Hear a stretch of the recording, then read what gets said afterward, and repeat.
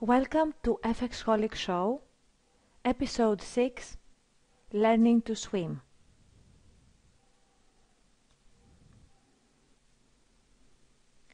Fear is the emotion generated by the sense of the unknown, the unexpected. It's one of the self-defense and self-protection mechanisms ingrained in our psychosynthesis, being reproduced by situations and environments, physical or imaginary, that represent threats. Fear is what a new trader feels because of their lack of knowledge and the possible consequences this may have on their money. Fear can be tamed by taking action.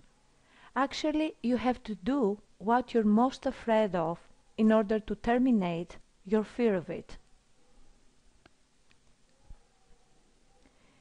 But what if doing what I'm mostly afraid of, I lose all my money?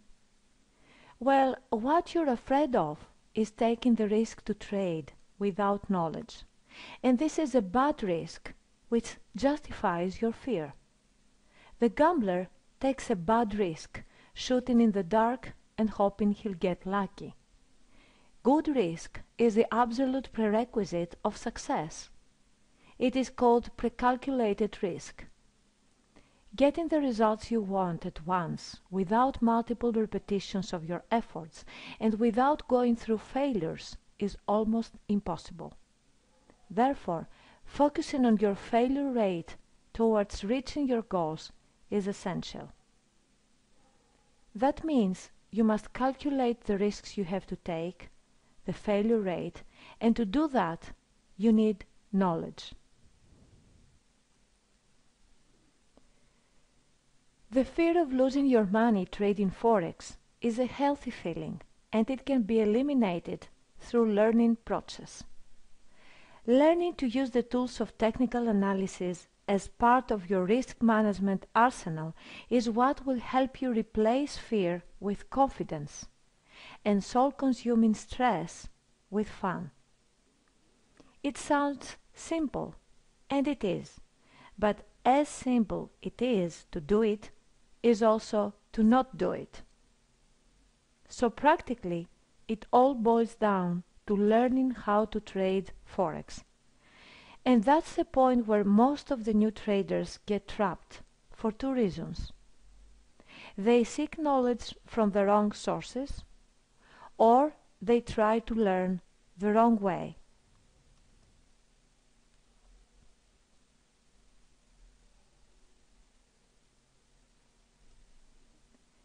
Would you try to learn to swim in a bathtub?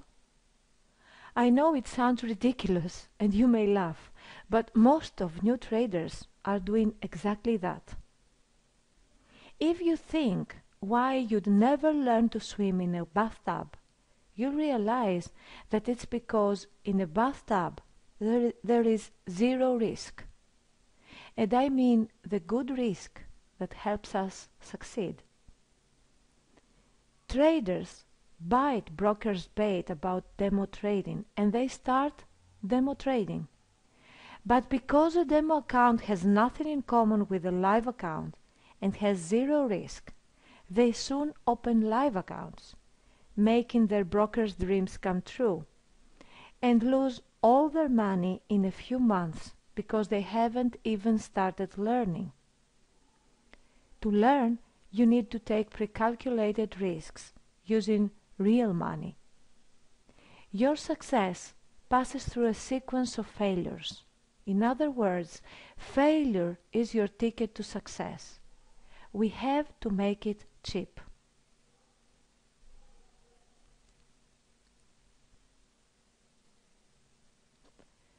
To recap, failure is a necessary tool towards learning to be a successful Forex trader, and if a demo account doesn't give you the chance to fail, it means you must learn trading with a live account. That's right. But before you hate me, let me draw your attention to a sequence of numbers. 100, 200, 400, 800, 1600. Starting from $100, I need 4 doublings to make $1,600.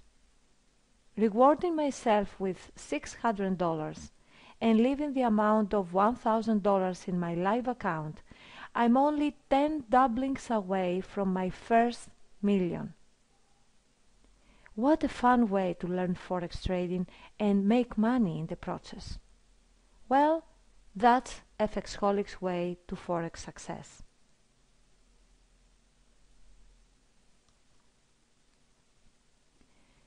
They say it takes some time to do great things.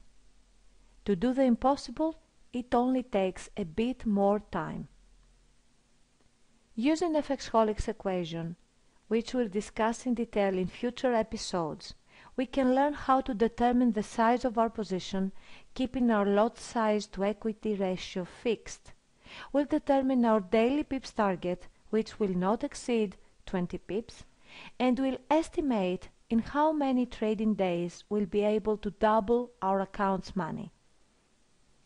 In FXholic equation, we symbolize with the letter D the number of trading days we need in order to double our account's equity.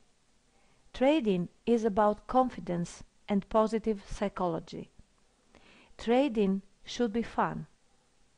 When confidence doesn't come from the fact that you know how to trade, we inject it to your mind, starting with the micro account and $100. How dramatic impact on your life can losing a big part of your $100 have? Can it destroy your sense of fun? Absolutely not.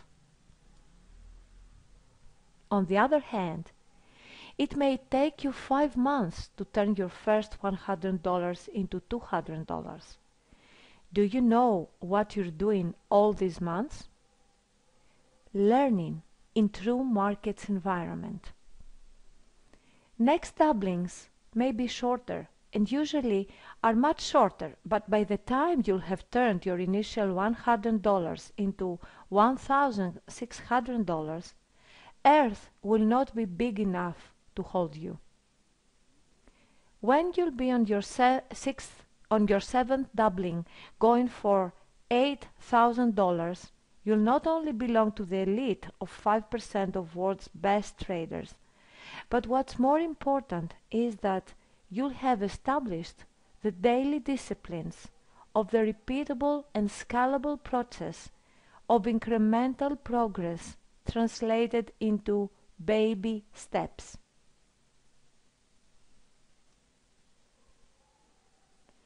You know we're creatures of habit. You may also know that our subconscious mind has superpowers. What you probably don't know is how habits and subconscious mind's powers create an explosive cocktail that can catapult your life to levels you have never dreamed of. Neurosciences are studying the correlation of conscious mind, basically represented by prefrontal cortex, and subconscious mind, allegedly represented by the autonomous nervous system, hypothalamus, and temporal cortex, discovering that the two have vast differences in terms of magnitude, and it wouldn't be an exaggeration to say that if our conscious mind has the size of an ant, our subconscious mind has the size of an elephant.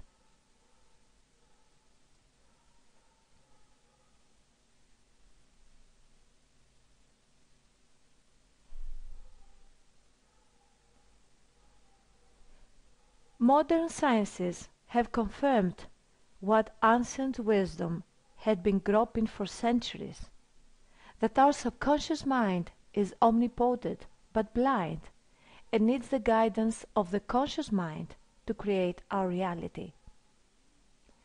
Subconscious mind works non-stop, keeping every tiny cell in our body working in perfect harmony with all others. It is our autopilot. And when it comes to sharpening our skills and improving our potential, subconscious needs to be fed with images. It is like a genie. It needs precise images, wishes, in order to produce precise results, perfectly aligned to the images. It can't tell if an image is real or imaginary. It will nevertheless take the image as an order and work non-stop till its realization. Non-stop is the key word here, because till the image becomes a habit, subconscious mind needs constant, repetitive input in order to stay on track.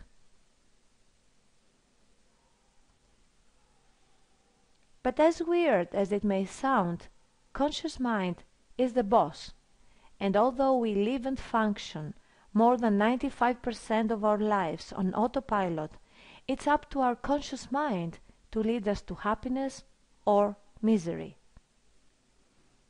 Conscious mind's job is to feed the subconscious with the best set of images that serves our purposes and brings us closer to realizing our dreams. But it has to believe in them.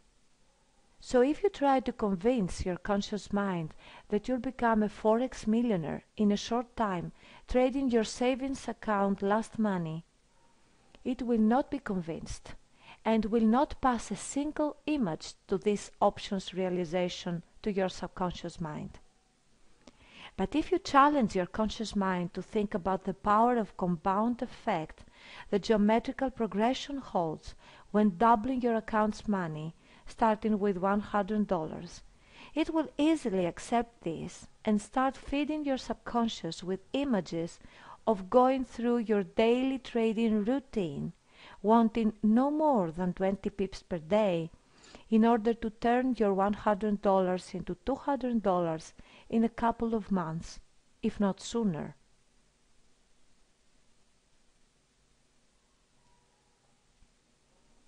As soon as subconscious mind internalizes the simple daily routine that needs to be repeated over and over again, your trading success is put on autopilot. If you hold a car driver's license, you know very well that almost every time you drive, autopilot is in control while your conscious mind is almost in a state of trance.